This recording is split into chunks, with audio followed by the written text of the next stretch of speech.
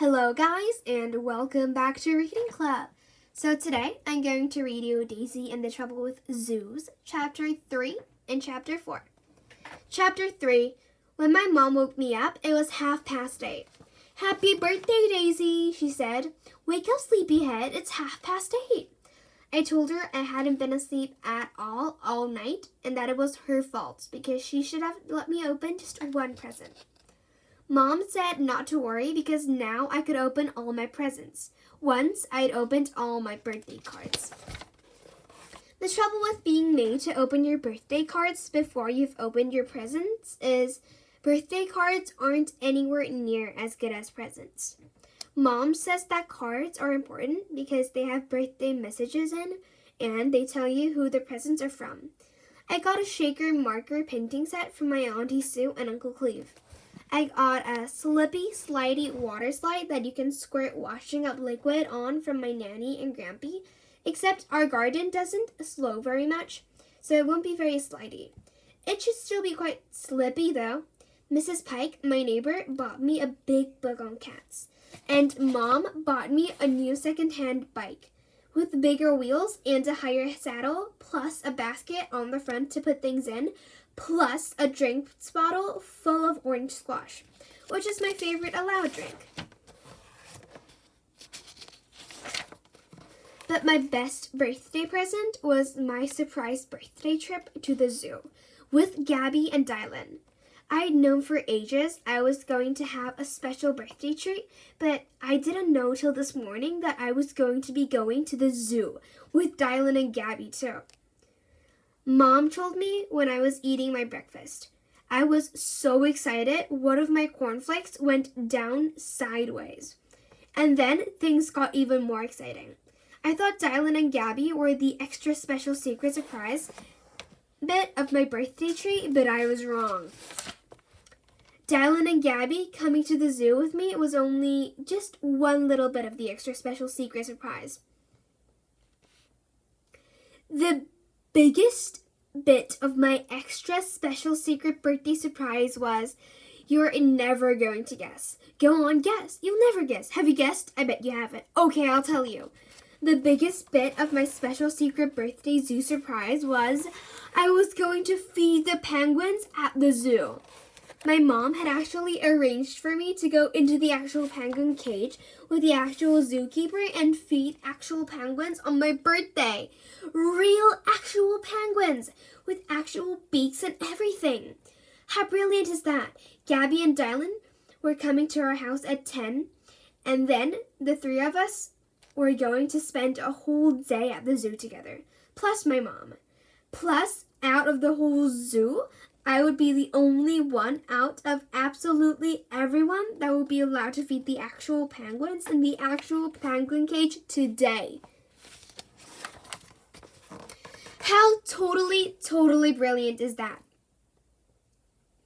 Mom says she was pleased that I was pleased about my extra special surprise. Then she pointed at the floor and asked if I'd like to do something extra special for her before we got ready to go out. That's the trouble with birthday wrapping paper. It always needs picking up afterwards. Chapter 4.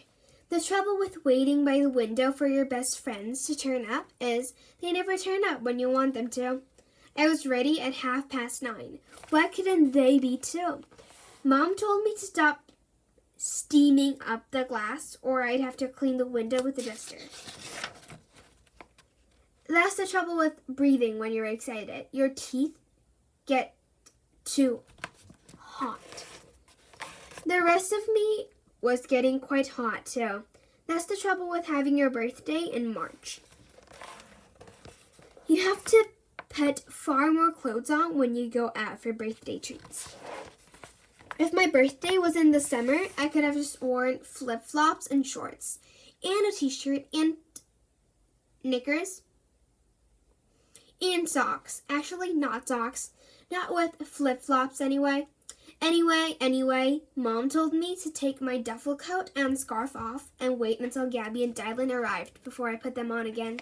But I wouldn't because I wanted to make sure I was extra ready. Being extra ready is really good. When Dylan and Gabby arrived at my house, they had their coats and scarves on too. Gabby was wearing her Wellingtons as well, just in case there was any elephant poo at the zoo. The trouble with threading in elephant poo is it can go right up past your knee if you're not careful. Up to your head if you're really little. So I put my Wellingtons on too, just in case, but Dylan didn't. Dylan said he wasn't scared and was going in his shoes. He is 9 though. In the car on the way to the zoo, I opened my presents from Gabby and Dylan. Gabby bought me a magic set and Dylan gave me a rocket for letting off on the lawn plus a real actual snake skin. He said he found it on his snake tank and it came off a snake who's called Shooter. When I wriggled the snake skin at Gabby, she screamed and bashed it with her hand, so it broke in half. That's the trouble with snake skins. They're not meant to be bashed. Dylan said he couldn't wait to visit the reptile house, and Gabby said she was bursting to see the monkeys, but I wanted to see the penguins. When I told Gabby and Dylan that I was actually going to feed actual penguins with actual fish out of an actual bucket, they were really jealous. Gabby said, "Wow," and Dylan said, "Cool." Then my mom said we'd have to go back to the house because she'd forgotten our tickets. That's the trouble with moms when they go to zoos. They need to get more organized. On the way back to our house, we sang Nellie the Elephant, that instead of shouting "Trump, Trump, Trump," we did great big elephant poo noises. Mom let us because it was my birthday, but asked if we could sing something nicer on the way back to the zoo. No one knew any nice songs, so we did animal noises instead. The trouble with doing animal noises is zoo animals are really hard. Farm animals are easy, but zoo animals aren't. No one knew what noise a rhinoceros made, or a zebra, or a camel, or a crocodile, or even a penguin. Gabby knew how to do monkeys, and Dylan knew how to do snakes, but the only one I could think of was a lion. Then Gabby had a brilliant idea. Why not do the sounds of a lion eating a monkey and a snake? So we did. Then we did the sounds of a monkey eating a snake and a lion.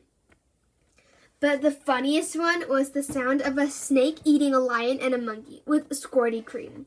I did the squirty cream sound plus the lion, and then Dylan did the sound of the snake plus some custard too. It was so funny, I nearly whipped myself.